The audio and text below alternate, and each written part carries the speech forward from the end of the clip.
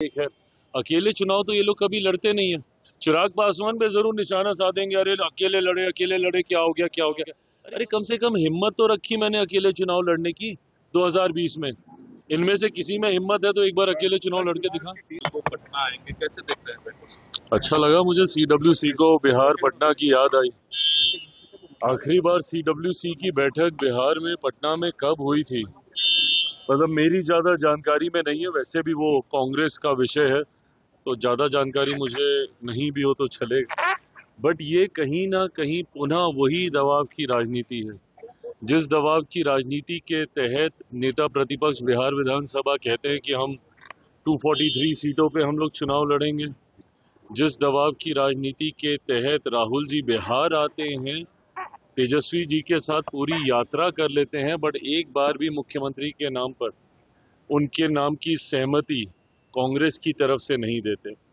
और अब CWC मतलब पूरी कांग्रेस, जितने वरिष्ठ नेता हैं, जितने भी निर्णय लेने वाले महत्वपूर्ण लोग हैं, वो सब यहाँ पर होंगे। तो कहीं ना कहीं दबाव, और दबाव से ज्यादा मुझे लगता है बेहतर शब्द होगा वर्चस्व। वर्चस्व की लड़ाई है ये। कौन किस पे भारी है ये दिखाने का प्रयास किया जा रहा है।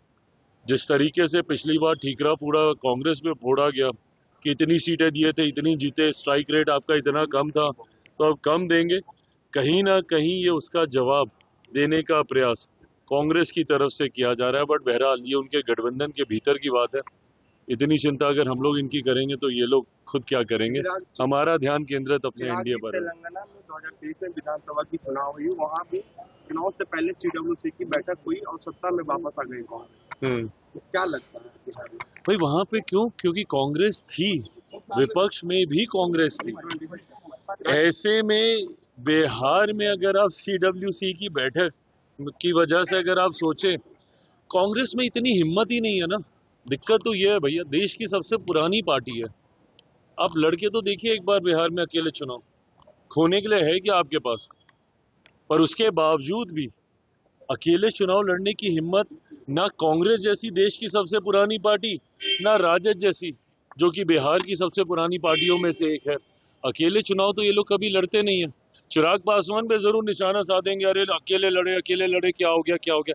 अरे कम से कम हिम्मत तो रखी मैंने अकेले चुनाव लड़ने की 2020 में। इनमें से किसी में हिम्मत है तो एक बार अकेले चुनाव लड़के दिखा। टीम की दौरा है, उसके पहले क्या आपकी 10 सीटों की बंटवारे की बात हो जाएगी?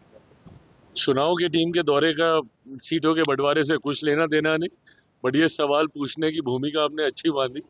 वो अपना आएंगे, अपना दौरा करके जाएंगे, देख के जाएंगे, क्योंकि हम लोग ये उम्मीद कर रहे हैं कि अब जल्द नोटिफिकेशन आना चाहिए।